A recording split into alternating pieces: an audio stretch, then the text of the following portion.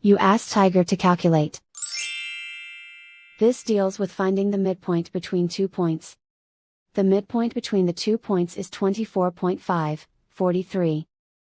Let's solve it step by step. Plot the 2 points and calculate the midpoint using the formula.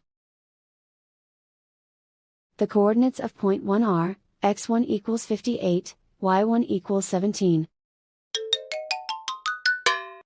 The coordinates of point 2 are, x2 equals -9, y2 equals 69. PM represents the midpoint of the 2 points.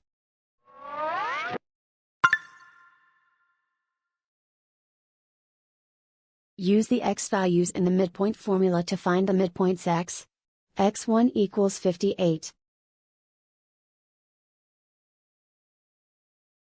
x2 equals -9.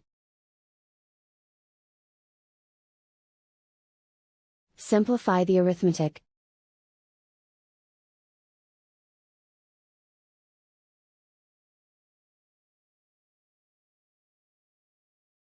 Use the y values in the midpoint formula to find the midpoints y. y1 equals 17. y2 equals 69. Simplify the arithmetic.